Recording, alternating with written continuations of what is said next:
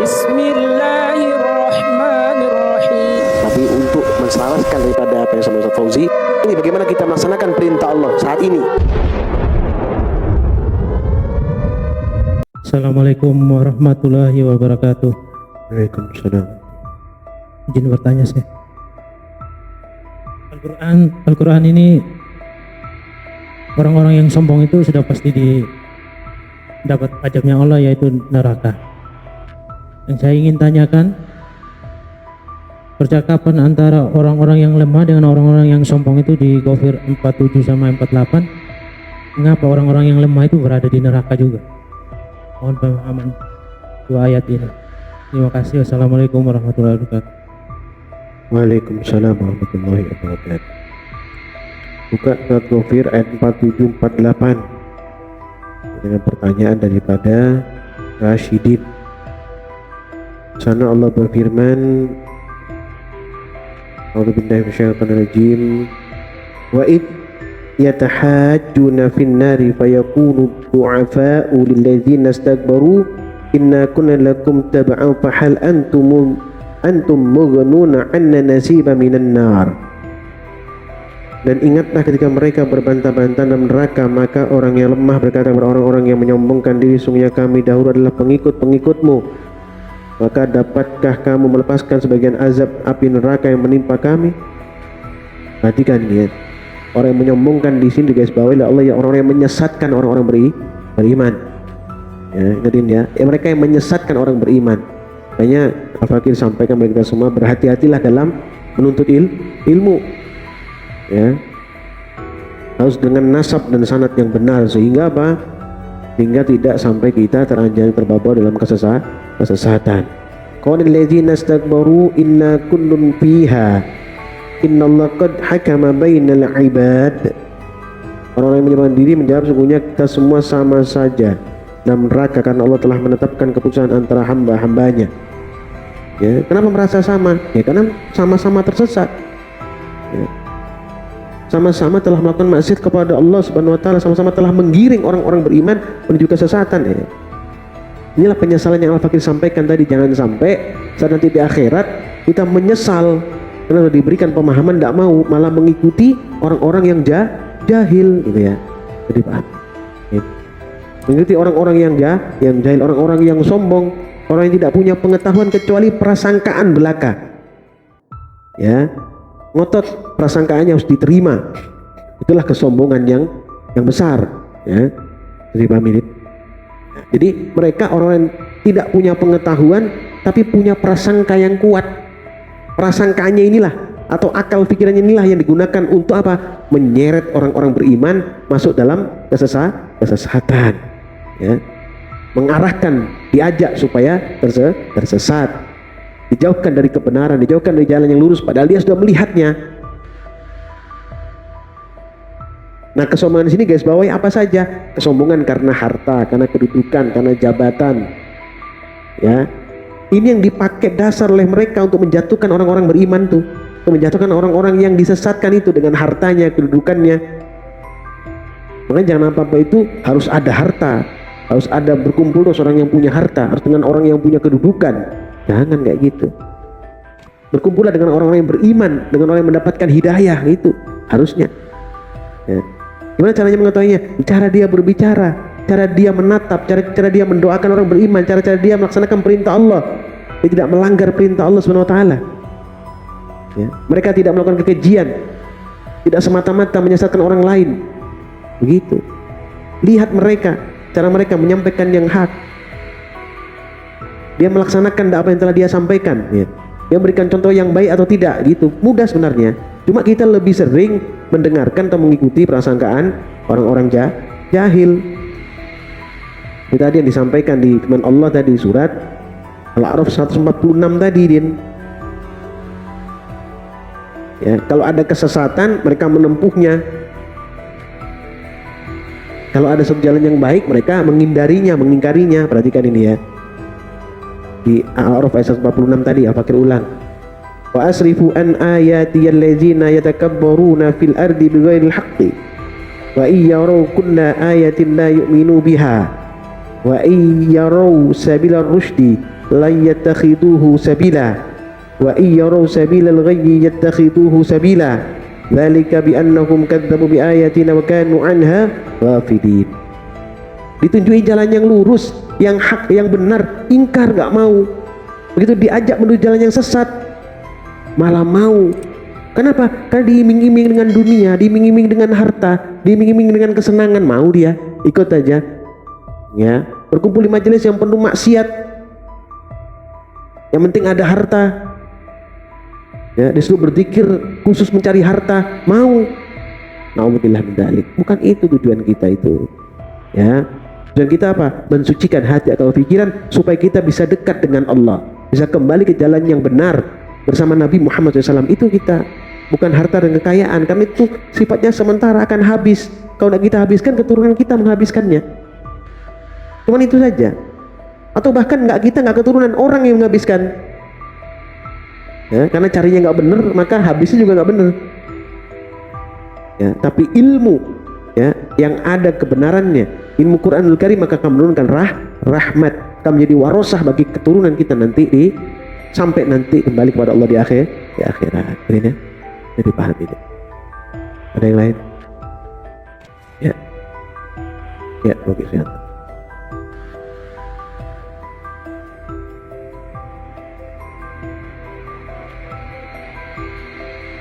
Assalamualaikum warahmatullahi wabarakatuh. Waalaikumsalam. Izin bertanya guru. Tadi guru menjelaskan bahwa orang-orang yang beriman dan beramal soleh akan diberi petunjuk oleh Allah karena keimanannya. Karena orang yang beriman itu kebanyakan bersyukur. Sedangkan orang yang tidak mengharapkan keridhaan Allah adalah orang-orang yang tersesat. Nah, ini bagaimana guru ketika orang yang selalu berdoa kepada Allah tapi tetap melakukan keburukan? Dan penjelasan ini ada di surat Yunus ayat 9 sampai 12. Mohon penjelasan guru. Terima kasih. Assalamualaikum warahmatullahi wabarakatuh. Waalaikumsalam warahmatullahi wabarakatuh. Bacakan Ohad.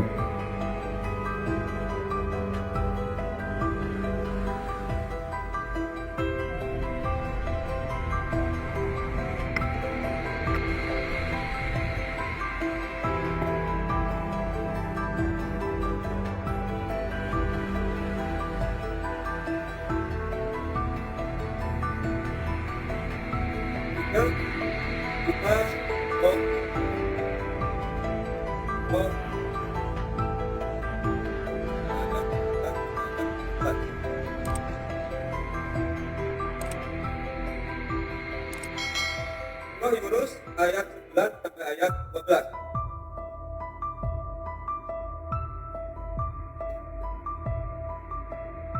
A'udzu billahi minasy syaithanir rajim. Bismillahirrahmanirrahim. Innal ladzina amanu wa 'amilus shalihati تجري من تحتهم الأنهار في جنات دعواهم فيها سبحانك اللهم وتحيتهم فيها سلام وآخر دعواهم والحمد لله رب العالمين. ولو يعجل الله للناس الشر استعجالهم بالخير لقضي إليهم ونذر الذين لا يرجون لقاءنا في طغيانهم يعمهون. وإذا مس الإنسان الضر دعانا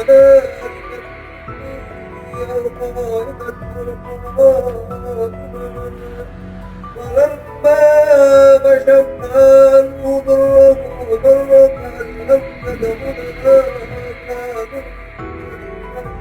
كذلك زين للمشركين ما كانوا يعملون.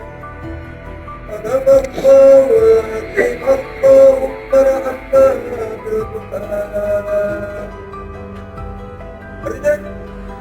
Sebenarnya orang-orang yang beriman dan mendapat kebajikan, saya untuk beriman, mereka di dalam surga yang penuh kenikmatan melalui bawah nah, mereka di dalamnya ialah Subhanallahumma wa bihamdihi Tuhan kami, dan salam perbuatan mereka ialah salam sejahtera, dan berdoa mereka ialah alhamdulillah rabbil alamin.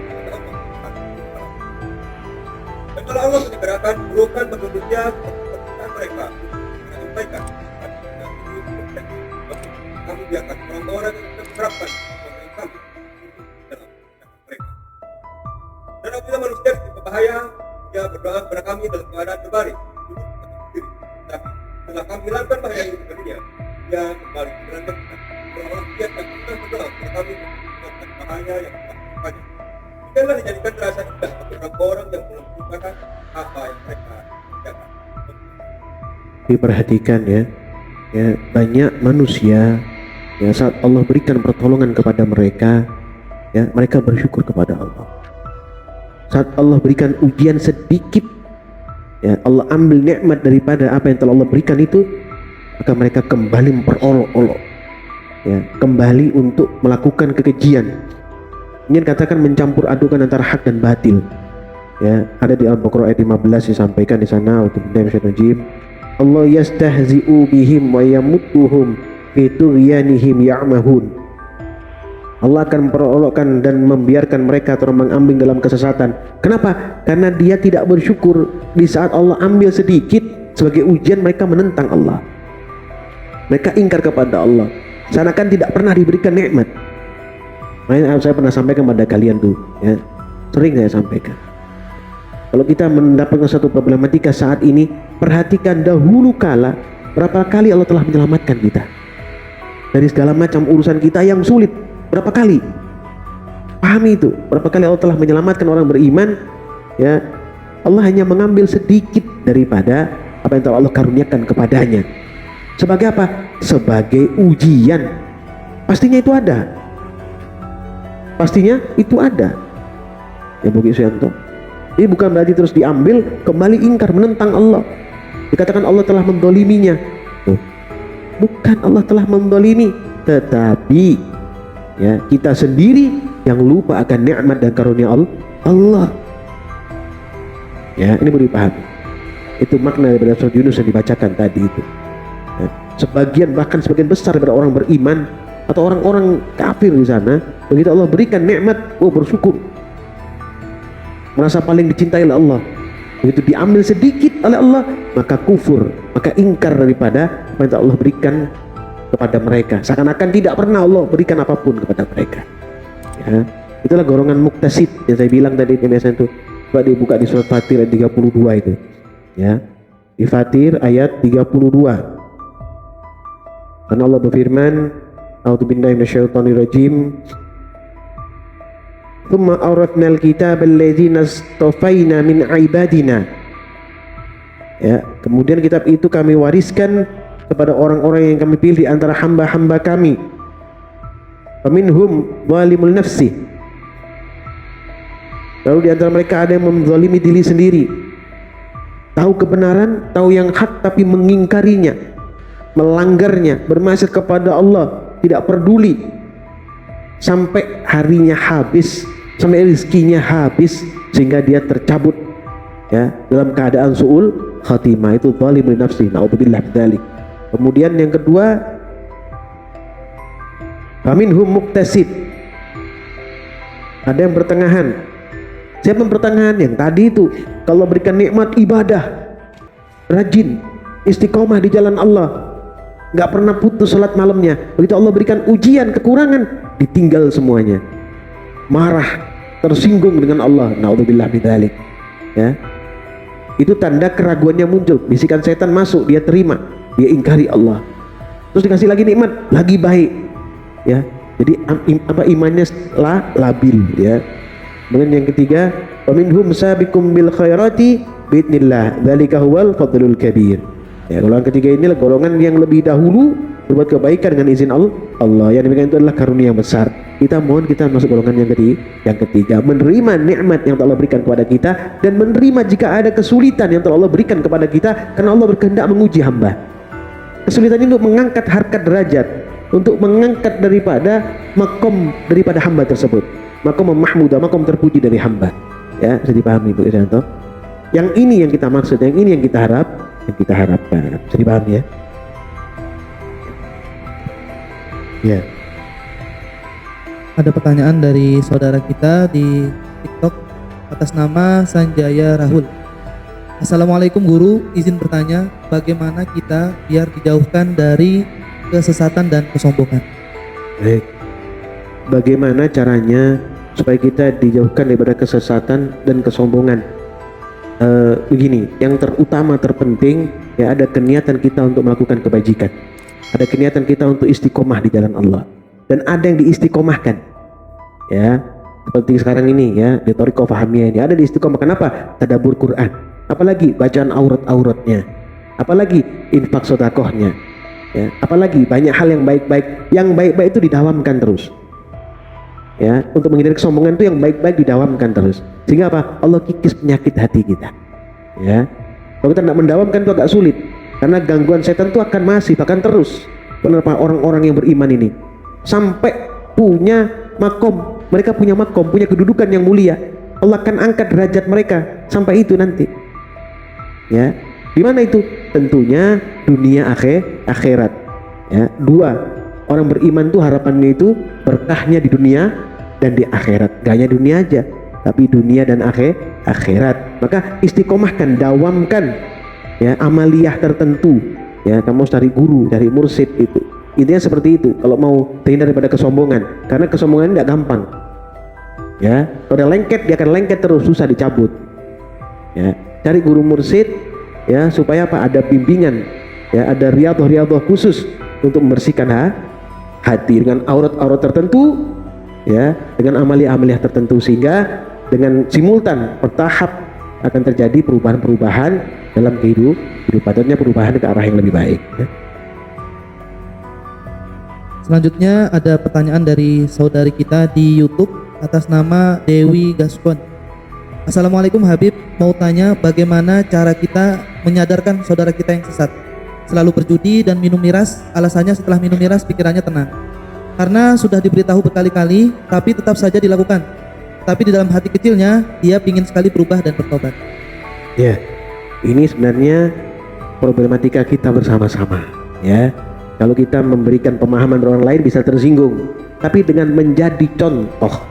Makanya Nabi Muhammad SAW itu ya, sambil melakukan, sambil mendawamkan, sambil berdakwah, Nabi juga menjadi contoh yang terbaik bagi umat, uswah ya. Dan dikatakan Nabi itu uswatun hasanah, menjadi contoh yang baik bagi sekitar. Bahkan musuhnya pun segan sama Rasulullah ya. Seorang Yahudi yang meludahi Rasulullah terus, atau sakit, dicari oleh Nabi, dibawain oleh-oleh lagi. Artinya di sana ditunjukkan kepada mereka begitu empatinya Nabi Muhammad SAW. Maka contoh ini terbaik, jangan dihindari, jangan dijauhi peminum-peminum itu, diberikan pengertian. Kalau tidak bisa ya, dievaluasi dengan menjadi contoh. Itu yang paling baik, paling gampang.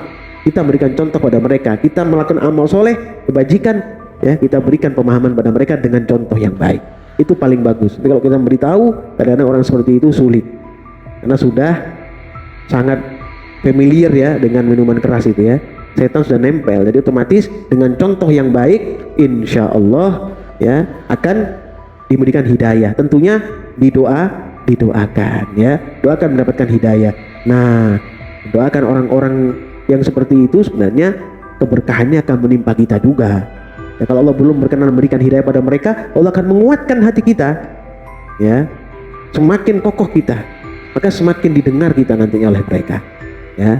Itu ya, mudah-mudahan Allah selalu merahmati kita, berikan kebaikan pada kita, menjauhkan kita daripada kesulitan ya, memberikan kita keberkahan khususnya bulan Ramadan 10/2 dan insya Allah 10/3 nanti. Amin amin ya rabbal. Alhamdulillahirabbil alamin.